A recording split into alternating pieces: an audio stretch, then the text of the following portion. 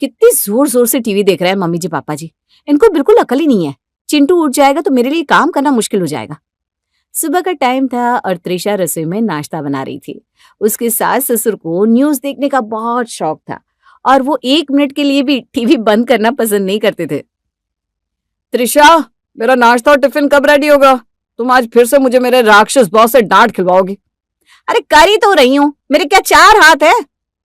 उधर टीवी की तेज आवाज और न्यूज चैनल के म्यूजिक को सुनकर चिंटू उठ जाता है और जोर जोर से रोने लगता है। मम्मा, मम्मा। लो, इसी की कमी थी। अब तो बन चुका नाश्ता। कितनी बार मम्मी जी पापा जी से कहा है कि टीवी धीमा चलाया करें, मगर ये लोग मेरी एक नहीं सुनते। अब मैं उसे चुप कराने जा रही हूँ। तुम बाहर से नाश्ता ले लेना आज। क्या? अरे नहीं यार, फालतू में मेरा बजट बिगड़ जाएगा। त्रिशा इरिटेट होकर कमरे में जाती है और चिंटू को चुप कराने लगती है। उधर ललित खुद ही बचे हुए पराठे सेकने लगता है। अभी 100-200 रुपए नाश्ते में बर्बाद हो गए। पैसे क्या पेड़ पर उगता है? त्रिशा का परिवार बहुत हाई फाइव नहीं था और अक्सर पैसे बचाकर ही चलता था। बस कर बेटा, कितना रोएगा? हाँ, और अब तो तुझे वैसे भी आधे घंटे बाद उठना ही था। स्कूल क्यों जाना है? मम्मा, मैं स्कूल नहीं जाऊंगा। क्या? क्यों भाई? स्कूल किस खुशी में नहीं जाएगा? खुशी में नहीं, दुख में नहीं जाऊंगा। मम्मी, तुमने मामा के बेटे का बैग, यूनिफॉर्म और किताबें दिला रखी है, लेकिन पेंसिल बॉक्स, कम से कम पेंसिल बॉक्स तो नया दिला दो मम्मा। क्या जरा सी चीज के लिए रोता रहता है? अरे तेरे जन्मदिन पर दिला दूंगी बस। नहीं, मुझे आज ही चाहिए, वरना मैं स्कूल नहीं जाऊंगा। जाएगा कैसे नहीं? अभी एक थप्पड़ पड़ेगा ना तो तू क्या, तेरा बाप भी स्कूल जाएगा। चल। बेचारा चिंटू रोता रह जाता है और त्रिशा उसे पकड़कर नहला धुलाकर तैयार कर देती है। उधर ललित भी अपना टिफिन बनाकर रेडी था। वो ऑफिस निकल रहा था। सुनिए जी, चिंटू को अपने साथ स्कूटर पर ले जाइए ना। अरे भाई, मुझे बहुत लेट हो रहा है। अभी से स्कूल छोड़ने जाऊंगा तो और देर हो जाएगी। तुम रिक्शे से चली जाओ। आहा, रिक्शे से चली जाओ? अरे यहाँ से स्कूल तक जाने में रिक्शा 50 रुपए से कम नहीं लेगा। ओ नहीं तो क्या, जब स्कूटर है तो फालतू में पैसे क्यों बेकार करना। अच्छा बहू, नाश्ते में क्या बनाया है? पराठे हैं पापा। ओहो, पराठे फिर से? बहू, आज हफ्ते में लगातार 5वीं बार पराठे बनाए तुमने। कुछ बढ़िया सा क्यों नहीं बनाती हो बेटा? क्योंकि बढ़िया सा बनाने में भी पैसे बेकार होते ना पापा। पूरा घर एक दूसरे को ताना मारने में लगा हुआ था और इसका सबसे मेन कारण था पैसे की कमी। तभी अचानक से टीवी पर एक ब्रेकिंग न्यूज आती है। चैन से सोना है तो जाग जाइए, पैसे बचाने हैं तो भाग जाइए। अचानक से सब लड़ना बंद कर देते हैं और टीवी देखने लगते हैं। सुनिए जी, जरा टीवी की आवाज तो बढ़ाइए। ये क्या खबर है? बहुत दिलचस्प लग रही है। हाँ, अभी लो। दोस्तों, एक बड़ी खबर आ रही है अमेरिका से। तीसरे महायुद्ध के पूरे पूरे आसार दिखाई दे रहे हैं, इसलिए अब कभी भी कुछ भी हो सकता है। कोई भी दिन हो सकता है हमारा आखिरी दिन। ये खबर सुनकर पूरे परिवार के होश उड़ जाते हैं। हाँ, ये कैसी खबर है? यह तो बहुत अजीब बात है। अरे इतनी जल्दी मेरी जिंदगी खत्म हो जाएगी क्या? ये लोग युद्ध करवा क्यों रहे भाई? अभी तो मैंने जिंदगी में किया ही क्या है? अरे चुप करो भाग्यवान, तुमने तो 3-4 लोगों भर की जिंदगी अकेले ही जी ली है। अपनी बात छोड़ो, यहाँ मैं ये सोचकर परेशान हूँ, बिना वजह ही मैं तब से लोन की इंस्टॉलमेंट भरे जा रहा था। अरे जब दुनिया ही नहीं रहेगी तो कैसा लोन? तो मैं ऑफिस ना जाऊं फिर? मैं क्यों अपने पागल बॉस की बकवास सुनूं जब सब खत्म ही होने वाला है? ये तो फिर मैं भी स्कूल नहीं जाऊंगा मम्मा। अरे चुप कर तू। तू कहाँ चढ़ती ट्रेन में सवार हो रहा है? अभी पहले क्लियर तो होने दे, करना क्या है? सब लोग थोड़ी देर के लिए सोच में पड़ जाते हैं और फिर मीना अपनी बहन को फोन लगाती है। अभी पता चल गया कि हमें क्या करना है। लो, अब मम्मी मौसी से घंटों बातें करेगी। चलो भाई, सब अपने अपने काम पर लगो, इन्हें बहुत देर लगने वाली है। शाम को जो न्यूज मिलेगी उसके बाद में आगे बात करते हैं। अरे रुक जा नालायक। अरे हेलो। हाँ सुनीता, तुमने न्यूज देखी क्या? अरे ये सब क्या बता रहे हैं ये लोग? क्या अब लड़ाई हो जाएगी? अच्छा, ओहो, अरे नहीं नहीं नहीं। मीना बहुत हैरान होकर अपनी बहन से बातें कर रही थी और सभी लोग उसकी तरफ उम्मीदों से देख रहे थे। लगता है मौसी जी ने कोई बहुत बड़ी खबर सुना दी है। मामला गंभीर मालूम हो रहा है। चल ठीक है बहना, रखती हूँ, ख्याल रखना। अब मैं भी ऐसा ही करूंगी। मीना ने फोन रख दिया और चिंता उसके चेहरे पर साफ नजर आ रही थी। अरे अब इतने कोने का मुंह क्यों बना रही हो भाग्यवान? जल्दी से बताओ क्या खबर है, क्या कहा साली साहिबा ने? लड़ाई तो पक्की है जी, और खबर अच्छी नहीं है। सब लोग यही कह रहे हैं कि अब बड़े बड़े बम और बारूद बरसेंगे और फिर दुनिया खत्म हो जाएगी। अरे कई लोग तो अपनी एफडी तुड़वा कर तीर्थ यात्रा पर निकल गए हैं कि जितने दिन बचे हैं भगवान के दर्शन कर ले। हैं? अरे ये कैसे बेवकूफ लोग हैं? अगर दुनिया खत्म होगी तब तो वैसे भी डायरेक्ट भगवान के पास ही जाना है। इससे अच्छा पैसे का कुछ और अच्छा वाला इस्तेमाल कर लेते। हाँ, जैसा कि तू क्या करती? 5 स्टार होटल में खाना खाने जाती, सिनेमा में सोफे वाली सीट पर पिक्चर देखती, महंगे पार्लर में सबसे महंगा फेशियल करवाती और भी बहुत कुछ करती। त्रिशा की बात सुनकर सबके मन में थोड़ा सा लालच आ जाता है। मैं तो सबसे पहले ये नौकरी छोड़ देता, फिर एक पूरा दिन गेम जोन में जाकर अपनी फेवरेट प्ले स्टेशन खेलता और त्रिशा की तरह मैं भी 5 स्टार होटल में खाना खाता। और मैं घर में खूब महंगा महंगा राशन मंगाकर उससे शानदार खाना बनाती। मुझे बाहर के खाने से ना गैस होती है। और मुझे तो जो मिलता है मैं सब खा लेता, बाहर का भी और घर का भी। हाँ, बड़े आए। और फिर शुगर बढ़ जाती, उसका क्या? अरे पगली, उसके पहले तो दुनिया ही खत्म हो जाती ना। पूरा परिवार ख्याली पुलाव बना रहा था और तभी मीना एक फैसला लेती है। तो फिर ठीक है, हम लोग अब ऐसा ही करेंगे। जब तक दुनिया खत्म नहीं हो रही हम खूब मजे करेंगे। सब में एक नई खुशी की लहर आ गई। हाँ माँ, बिल्कुल ठीक कहा आपने। मैं अभी अपनी तिजोरी से पैसे लेकर आती हूँ बेटा, मैंने बुरे वक्त के लिए बचाए थे। तू जा और जाकर खूब बढ़िया बढ़िया महंगा राशन लेकर आ, हम पार्टी करेंगे। पार्टी ये तो अब हम सब मरने से पहले एक बार अमीरों की तरह जिएंगे। मीना ने ललित के हाथ में पैसे थमाए और ललित सीधा राशन वाले बनिए की दुकान जा पहुंचा। लेकिन तभी उसे ख्याल आया, नहीं नहीं, मैं ये क्या करने जा रहा था? मैं यहाँ से राशन कैसे ले सकता हूँ? अब तो हम अमीरों की तरह जीने वाले हैं ना, तो मैं भला यहाँ से राशन लेने क्यों आ गया? अपनी गलती अभी सुधार लेता हूँ। ललित किराने की दुकान से चला जाता है और जाकर डिपार्टमेंटल स्टोर से सारा राशन ले आता है। वहां हर एक चीज पैकेट वाली थी और बाहर से 2 गुनी महंगी भी। अब लग रहा है कुछ अच्छा। ये भी ले लेता हूँ और ये भी। आज तो पूरी दुकान ही खरीद लूंगा। ललित शॉपिंग करके घर पहुंचता है और उसके हाथ में बड़े बड़े बैग थे। इतने सारे पैकेट थे कि एक बार में अंदर लाना भी मुश्किल हो रहा था। वो गेट से चिल्लाता है, अरे दरवाजा खोलो, मेरे दोनों हाथ भरे हुए हैं। त्रिशा दरवाजा खोलती है और सामने का सामान देखकर हैरान रह जाती है। अरे बाप रे, ये सब क्या लेकर आए हो? अरे जो लेने गया था वही लाया हूँ भाई, ये घर का राशन है। हैं? ये राशन है या फिर पूरी किराने की दुकान उठा लाए हो? ओ मैडम, किराने की दुकान गया ही कौन था? मैं तो डिपार्टमेंटल स्टोर गया था। अरे मगर क्यों? क्या जरूरत थी इतना खर्चा? खर्च के बारे में सोचते ही अचानक से त्रिशा को याद आता है, अब तो खर्चे के बारे में सोचना ही नहीं। तभी मीना और विनोद भी आ जाते हैं और बैग के अंदर देखने लगते हैं। आहा, ला जरा इधर भी दिखा क्या क्या ले आया है मेरा प्यारा बेटा। मीना एक पैकेट उठाती है और उसे पढ़ने की नाकाम कोशिश करती है। इसमें क्या लिखा है? वो ना, ओफो, ये क्या बला है? लो लो मुझे दो, मैं पढ़ता हूँ। किनो भाई, ये कौन सी चीज है? पता नहीं, मेरे ऑफिस के कुछ लोग इसे नाश्ते में खाते हैं। क्या है कैसा ये तो मुझे नहीं पता, लेकिन अब बहुत महंगी चीज थी। अब अमीर लोग खाते होंगे इसलिए मैं ले आया। कि क्विनोआ ऐसा कुछ है शायद। अच्छा अच्छा, और ये क्या है? म्यास्ले? हाँ, ये म्यूसली है, इसके बारे में तो मुझे पता है। कितना अजीब है, ये तो खाने की चीज भी नहीं लग रही है। तभी मौका पाकर चिंटू एक बोतल उठा लेता है और त्रिशा से कहता है, मम्मी ये देखो, इस पर कोकोनट मिल्क लिखा हुआ है। बोला कोकोनट का भी मिल्क होता है क्या? हाँ बेटा, कोकोनट यानी कि नारियल। नारियल का दूध है। बहुत लोग होते हैं जो गाय का दूध पीना पसंद नहीं करते, तो उनके लिए ये है। हाँ भाई, पैसा हो तो लोग कुछ भी खा लेते हैं। चलो बढ़िया है, ये सारा अच्छा राशन जाकर रसोई में लगा दो, देखकर मन खुश हो जाएगा। तभी अचानक से दरवाजे पर खटखट होती है। ओफो, अब इस वक्त कौन आ गया? ये मोहल्ले के लोग बिना बिना वक्त देखे बस कभी भी मुंह उठाकर आ जाते हैं। मीना बड़बड़ाती हुई जाती है और दरवाजा खोलते ही सामने पड़ोसन शकुंतला खड़ी होती है, जो अक्सर दूध या शक्कर मांगने आया करती थी। बहन जी थोड़ा दूध मिल जाएगा क्या? मीना अंदर जाती है और कोकोनट मिल्क की बोतल उठाकर ले आती है। लो शकुंतला बहन, आज ये नए तरह का दूध लेकर जा। तुम वही गाय का दूध पी पी कर बोर भी हो गई होगी ना? है? ये गाय का दूध नहीं है, तो फिर ये क्या है? अरे ये भी दूध ही है, पर नारियल का।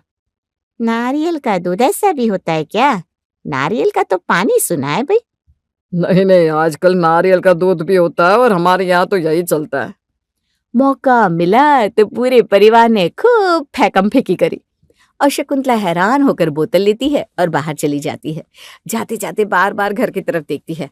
लगता है ये लोग बावरे हो गए, अभी पूरे मोहल्ले को खबर करती हूँ। शकुंतला के जाते ही पूरे मोहल्ले में चर्चा शुरू हो गई कि मीना के घर में आजकल बड़ा महंगा और अजीब खाना बन रहा है।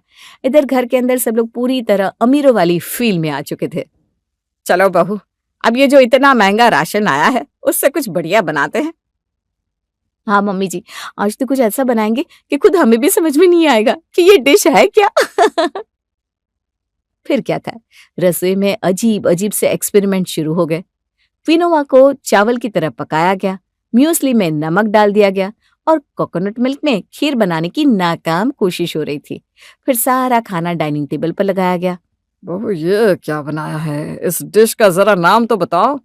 पापा जी नाम मत पूछिए, बस ये समझ लीजिए महंगा है। और महंगा है तो अच्छा ही होगा, खाओ खाओ भाई। लेकिन पहला निवाला चखते ही सब लोग मुंह बनाते हुए खाना खाने लगे। सबको खाना अजीब लग रहा था, लेकिन कोई मानने को तैयार नहीं था कि खाना बेकार है। बहुत बढ़िया बना है वो। मजा आ गया है, इसे कहते हैं अमीरों जैसा खाना। वाह बे वाह। हाँ, ऐसा स्वाद जिंदगी में पहली बार आया है। जैसे तैसे लंच निपट गया और फिर शाम होते ही सबने नया प्लान बना लिया। अब रात को क्या बना है? राशन तो खूब सारी वैरायटी का है। अरे अब क्या दिन भर घर पर यही खाएंगे? चलो आज हम सब 5 स्टार होटल चलते हैं, बिल्कुल असली अमीरों की तरह।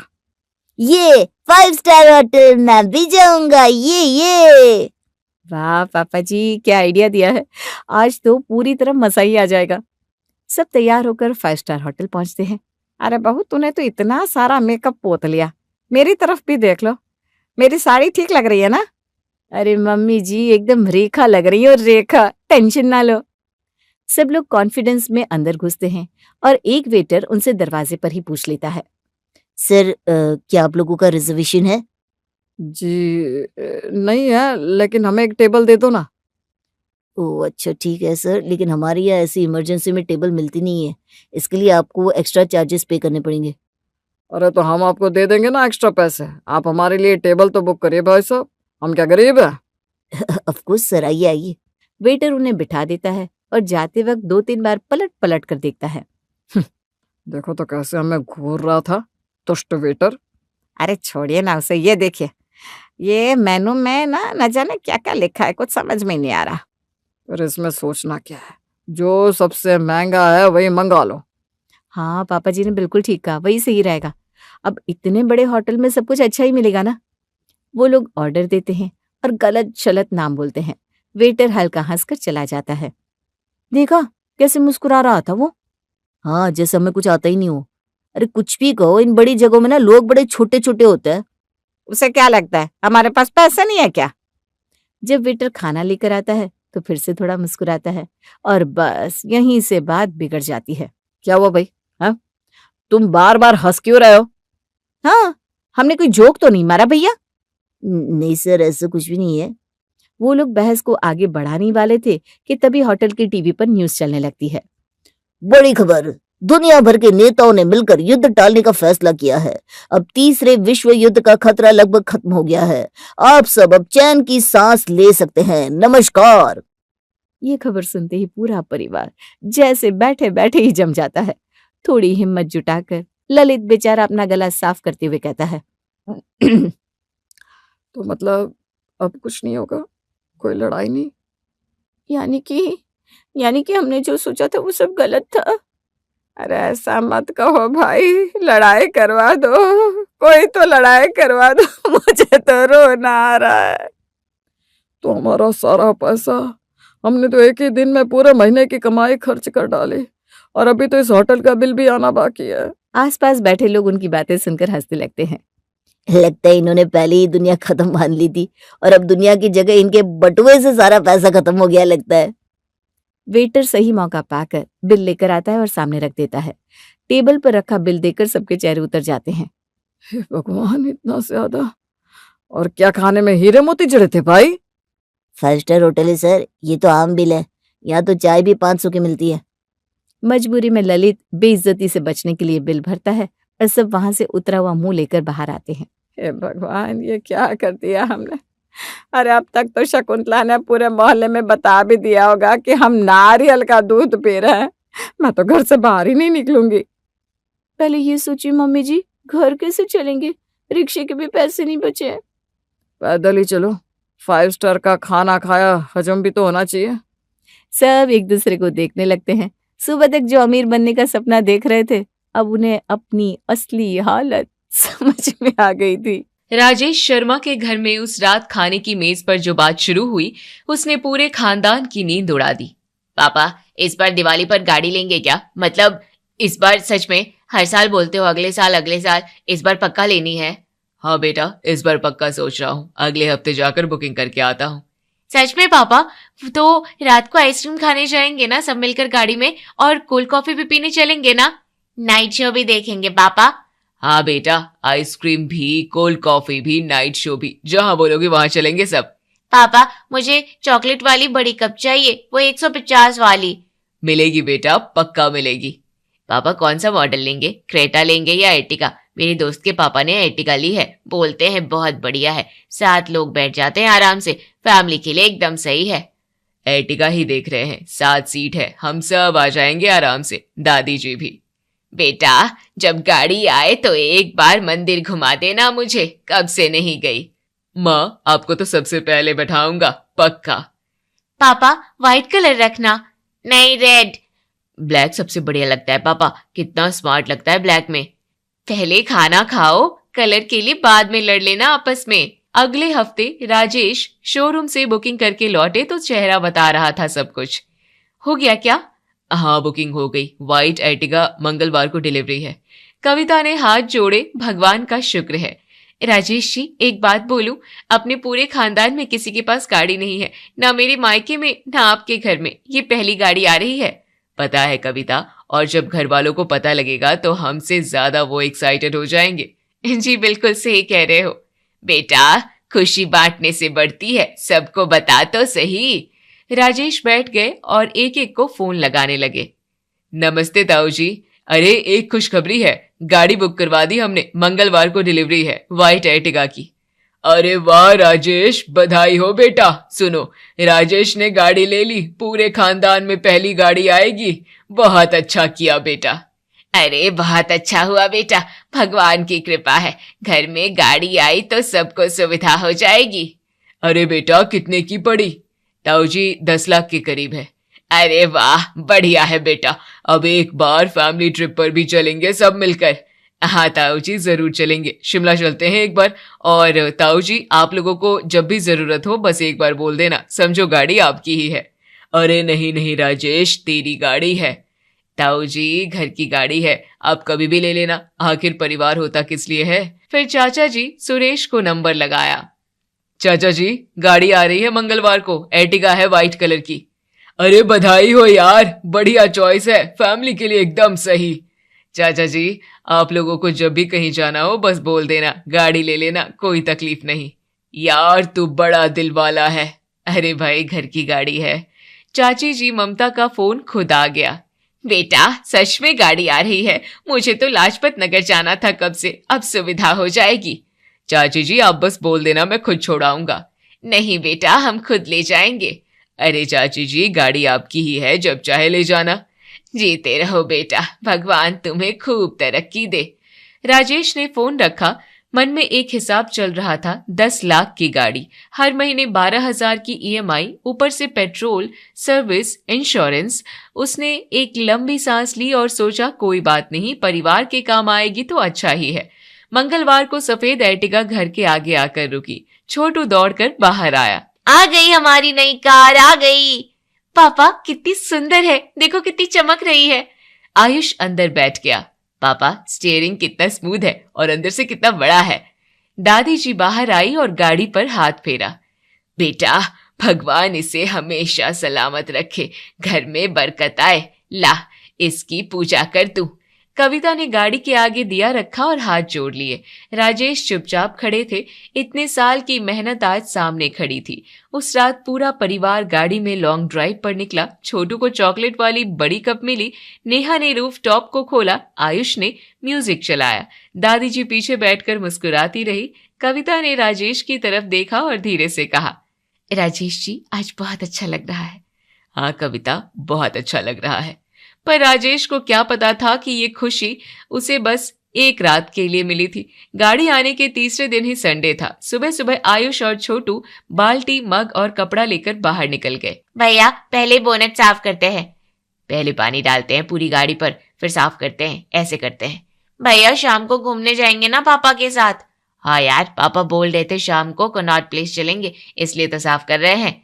दोनों मिलकर गाड़ी धो रहे थे। नेहा भी बाहर आ गई। अरे मुझे भी करने दो, अंदर की सीट साफ करती हूँ मैं। आधे घंटे में गाड़ी चमचमा रही थी। तीनों बच्चे खुश थे। शाम का इंतजार था। तभी गली में ताऊ जी की आवाज आई। राजेश, राजेश घर पर है? राजेश बाहर निकला।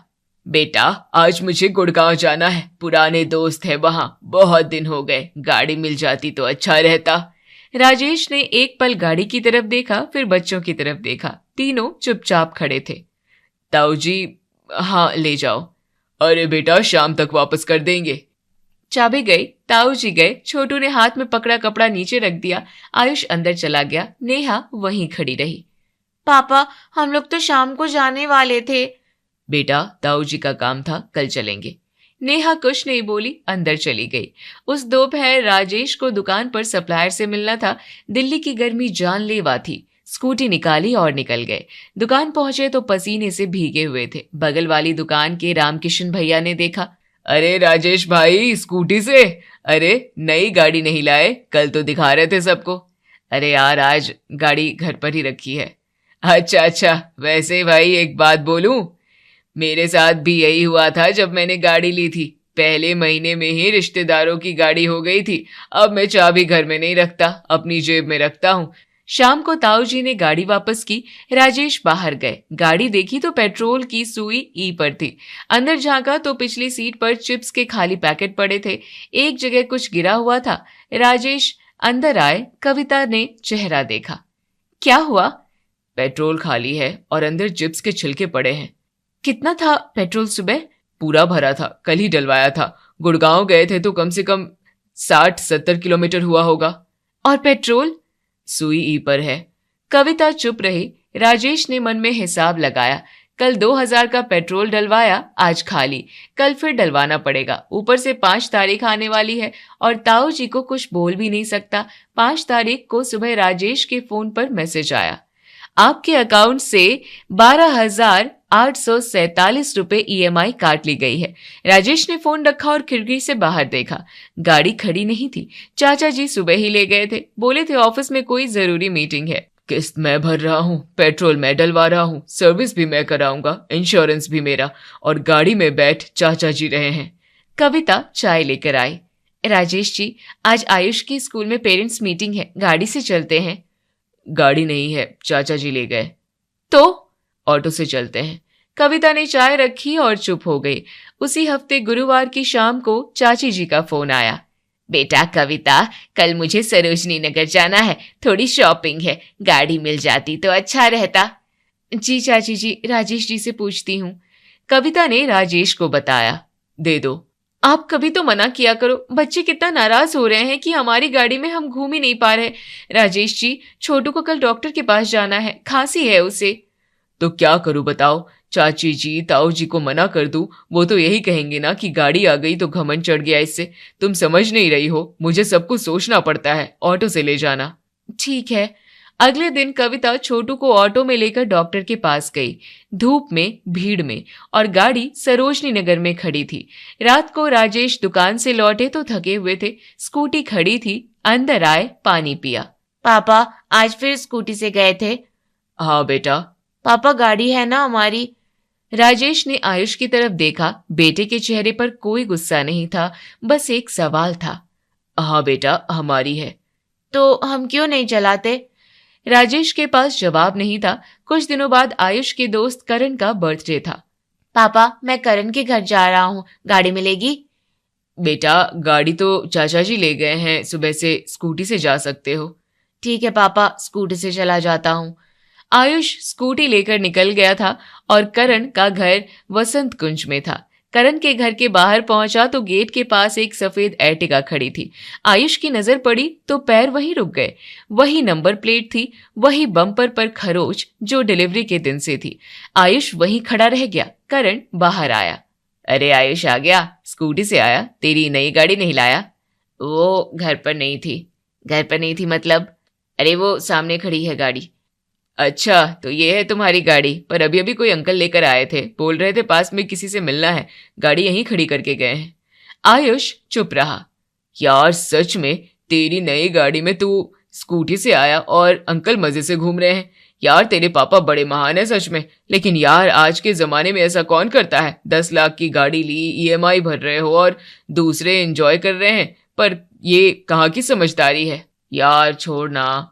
नहीं यार, बुरा मत मान, लेकिन सच बोल रहा हूँ। मेरे पापा ने जब गाड़ी ली थी तो पहले दिन से साफ बोल दिया था कि गाड़ी घर की है, किसी को नहीं मिलेगी। एक बार किसी ने नहीं बोला, एकदम क्लियर था। और देख, आज तक कोई मांगता भी नहीं। आयुष कुछ नहीं बोला और अंदर चला गया, लेकिन मन बाहर खड़ी उस सफेद एर्टिगा के पास ही अटका रहा। शाम को आयुष घर लौटा तो राजेश दुकान से आ चुके थे। पापा, एक बात पूछूं? पूछो बेटा। आज करण के घर के बाहर हमारी गाड़ी खड़ी थी। चाचा जी किसी से मिलने गए थे वहां और मैं स्कूटी से गया था। कोई बात नहीं बेटा। पापा, करण ने बहुत कुछ बोला, मैं कुछ नहीं बोल पाया उसे, क्योंकि वो गलत नहीं था। बस ये बताओ कि हम अपनी गाड़ी से कब जाएंगे, बस इतना। राजेश के पास उस वक्त कोई जवाब नहीं था। उसी हफ्ते शनिवार की रात को दादी जी को अचानक सीने में दर्द होने लगा था और पूरा घर नींद से जाग गया था। राजेश जी उठो, माँ जी को बहुत दर्द हो रहा है। राजेश उठे और दादी जी के पास गए। बेटा, बहुत तकलीफ है। माँ चलो अभी हॉस्पिटल चलते हैं। राजेश तेजी से बाहर निकले, लेकिन जहां गाड़ी खड़ी होती थी वहां सिर्फ अंधेरा था। ताऊ जी कल शाम से गाड़ी लेकर गए थे और वापस नहीं आए थे। कविता, ताऊ जी को फोन करो। कविता ने फोन किया, किसी ने उठाया नहीं। दोबारा किया, फोन बंद था। पापा क्या हुआ? बेटा, दादी जी को हॉस्पिटल ले जाना है, जल्दी ऑटो देखो। रात के 2 बजे दिल्ली की सड़कों पर ऑटो ढूंढते ढूंढते 15 मिनट निकल गए थे। दादी जी को ऑटो में बिठाया गया और सड़क के गड्ढों में झटके लग रहे थे। दादी जी दर्द में थी और कविता की आंखें भर आई थी। छोटू भी नींद से उठ गया था और दरवाजे पर खड़ा था। दादी जी ठीक हो जाएंगी ना? नेहा ने छोटू को पकड़ लिया और कुछ नहीं बोली। सुबह 4 बजे सब वापस लौटे तो घर के बाहर सफेद एर्टिगा खड़ी थी, लेकिन गाड़ी की हालत देखकर राजेश के पैर वहीं रुक गए थे। आगे का बम्पर टूटा हुआ था, बाईं तरफ का दरवाजा बुरी तरह पिचका हुआ था और हेडलाइट का शीशा जमीन पर बिखरा पड़ा था। ये क्या हो गया? कविता का हाथ मुंह पर चला गया। पापा, ये हमारी गाड़ी को क्या हुआ? राजेश का दिमाग एक पल के लिए बिल्कुल बंद हो गया था। फिर धीरे धीरे सब समझ आया। राजेश ने ताऊ जी को फोन किया। हाँ बेटा। ताऊ जी, गाड़ी की ये हालत कैसे हुई? बेटा, वो रात को थोड़ा अंधेरा था, एक खंबे से थोड़ी सी लग गई, बड़ी बात नहीं है, मैकेनिक से ठीक हो जाएगी। ताऊ जी, थोड़ी सी? बम्पर टूटा हुआ है, दरवाजा पिचका हुआ है, हेडलाइट टूटी है। अरे बेटा, गाड़ियां तो लगती है, इसमें इतना दिल पर लेने की क्या बात है? ताऊ जी, बेटा कल बात करते हैं। ताऊ जी ने फोन रख दिया और राजेश हाथ में फोन लिए वहीं खड़े थे। पापा, हमारी नई गाड़ी टूट गई। छोटू तो टूटी हुई कार को देखकर जोर जोर से रोने ही लगा। राजेश कुछ नहीं बोले, अंदर चले गए और कमरे में बैठ गए। कविता अंदर आई। राजेश जी, मैंने आपके अभी तक किसी फैसले में दखलंदाजी नहीं की, पर अब बहुत हो गया। कविता, कितने का नुकसान हुआ होगा पता है? बम्पर अकेला 5-6 हजार का है, दरवाजे की डेंटिंग पेंटिंग अलग, हेडलाइट अलग, और ताऊ जी बोल रहे हैं गाड़ियां तो लगती है। क्या राजेश जी? और माँ को उसी रात हॉस्पिटल ले जाना था, गाड़ी नहीं थी, ऑटो में ले गए और वो गाड़ी उस वक्त खंभे से टकरा रही थी। अगली सुबह पूरा परिवार बैठा था जब दादी जी ने आवाज लगाई। बेटा राजेश, बहू, बच्चे सब बैठो। सब बैठ गए। उस रात जब मुझे हॉस्पिटल ले जाना था और गाड़ी नहीं थी, ऑटो के झटके लग रहे थे तो मुझे बहुत गलत लगा। मैंने ही कहा था ना कि खुशी बांटने से बढ़ती है। सबको बताओ, और तूने दिल खोल कर सबको बताया भी। बेटा, मैं गलत थी। माँ, आप गलत नहीं थी। नहीं बेटा, खुशी बांटते हैं, चीजें नहीं। इतनी महंगी गाड़ी ली, हर महीने किस्त भर रहे हो, ऊपर से पेट्रोल सर्विस सब तू भर रहा है, और जिन्हें दे रहे हो उन्होंने संभाला क्या? रात को गाड़ी ठोक दी और बोल दिया गाड़ियां तो लगती है। बेटा, अब तू कुछ कर, ये रोज का आना जाना बंद होना चाहिए। सही कह रही हैं दादी जी। पापा, मैंने भी देखा है, हम खुद कभी इसमें ढंग से नहीं घूमे। पापा, हर बार कोई ना कोई ले जाता है, हम ऑटो में जाते हैं। पापा, वो फन जोन भी हम नहीं गए अभी तक। आपने प्रॉमिस करा था और आप भूल गए। आज के बाद गाड़ी कोई नहीं लेगा, जो भी मांगे साफ मना कर देंगे। घर की गाड़ी घर में रहेगी। बिल्कुल सही, बिल्कुल सही। पहले अपने परिवार का इस्तेमाल करो, कभी कभार देना पड़े तो दो, वरना वो भी ना कर दो। और कल गाड़ी ठीक कराने जाएंगे, जो खर्चा होगा वो ताऊ जी देंगे। पापा, सही कहा। कल से गाड़ी कहीं नहीं जाएगी, बस हम जाएंगे। अगले दिन राजेश ने ताऊ जी को फोन किया। ताऊ जी नमस्ते, वो गाड़ी की रिपेयर का हिसाब आ गया है, मैकेनिक बोल रहा है 12,000 लगेंगे। अरे बेटा, इतना? एक छोटी सी खरोश थी। ताऊ जी बम्पर टूटा है, दरवाजा पिचका है, हेडलाइट गई है, 12,000 तो लगेंगे ही। बेटा यार, अभी थोड़ी तंगी है, अगले महीने देते हैं। ताऊ जी ठीक है, लेकिन गाड़ी तो रिपेयर करानी पड़ेगी। हाँ बेटा, करा लो, पैसे दे देंगे। राजेश ने फोन रखा और मन में जानते थे कि अगले महीने के पैसे आएंगे या नहीं, ये भगवान जाने। उसी हफ्ते ताई जी का फोन आया। बेटा राजेश, आज मुझे पीतमपुरा जाना है, बहन के यहाँ जाना है, गाड़ी मिलेगी?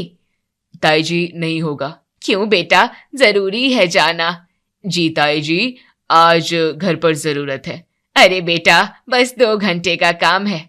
ताई जी नहीं हो पाएगा। अच्छा ठीक है बेटा। फोन रखा गया और ताई जी कुछ देर चुप रही, फिर समझ गई। 2 दिन बाद चाची जी खुद घर आ गई, साथ में अपने घर का ड्राइवर भी लेकर आई थी। बेटा कविता, आज मुझे कनॉट प्लेस जाना है, जरूरी काम है, और देखो मैं ड्राइवर भी लेकर आई हूँ, राजेश को कोई तकलीफ नहीं होगी। कविता का मुंह खुला रह गया। जी चाची जी, राजेश जी से पूछती हूँ। कविता ने राजेश को आवाज लगाई। राजेश बाहर आए, चाची जी को देखा, ड्राइवर को देखा। चाची जी नमस्ते। बेटा, वो गाड़ी चाहिए थी, ड्राइवर भी लाई हूँ साथ में, बस चाबी दे दो। चाची जी आज नहीं मिलेगा। क्यों बेटा, ड्राइवर भी साथ में है, तुम्हें कुछ नहीं करना होगा। चाची जी गाड़ी अभी रिपेयर में है, बम्पर टूटा है, दरवाजा पिचका है। अरे बेटा, चलती तो है ना। चाची जी नहीं होगा।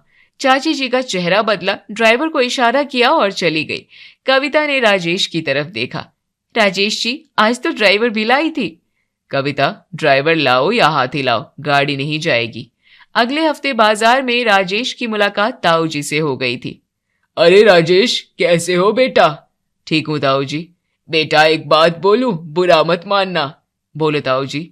बेटा, हम लोगों ने ज्यादती की तेरे साथ। तूने दिल से बोला था कि गाड़ी आपकी है और हमने सच में अपनी समझ ली। ये हमारी गलती है। और उस रात जब माँ को हॉस्पिटल ले जाना था और हमारी गाड़ी हमारे पास थी, ये बात मुझे आज भी चुभती है। ताऊ जी। नहीं बेटा, सच बोल रहा हूँ, और गाड़ी की रिपेयर का पैसा मैं दूंगा, अगले हफ्ते दे दूंगा पक्का। बेटा, तू मना कर सकता था, हम बुरा नहीं मानते, अपना घर पहले होता है, ये हम भूल गए थे। ताऊ जी, आपने ये पहले क्यों नहीं बोला? अरे बेटा, तूने पहले पूछा कहाँ था? दोनों हंस पड़े और उस हंसी में बहुत कुछ था जो बिना बोले कह दिया गया था। उस शाम राजेश घर आए, सीधे अंदर गए और चाबी उठाई। कविता, आयुष, नेहा, छोटू सब तैयार हो जाओ। कहाँ जाना है? आइसक्रीम खाने। छोटू दौड़ कर आया। चॉकलेट वाली बड़ी कप? हाँ बेटा, 150 वाली। पापा गाड़ी से? और किससे बेटा? पापा म्यूजिक मैं लगाऊंगा। हाँ बेटा, जो चाहो लगाओ। दादी जी कमरे से निकली। बेटा, मुझे भी ले चलो। माँ, आपको तो सबसे पहले बिठाऊंगा, पहले दिन से यही बोला था। पूरा परिवार गाड़ी में बैठा था। राजेश ने गाड़ी स्टार्ट की, म्यूजिक चलाया, खिड़कियां खोली और दिल्ली की चमचमाती सड़कों की रोशनी में निकल पड़े। कविता ने धीरे से कहा, राजेश जी, आज बहुत अच्छा लग रहा है। हाँ कविता, आज सच में बहुत अच्छा लग रहा है। सफेद एर्टिगा दिल्ली की रात में दौड़ रही थी। पहली बार राजेश शर्मा अपनी गाड़ी में बैठकर जा रहे थे, बिना किसी बहाने के, बिना किसी रिश्तेदार के फोन का डर लिए, बिना ये सोचे कि कल कौन आएगा चाबी मांगने। बस अपना परिवार था और अपनी गाड़ी थी।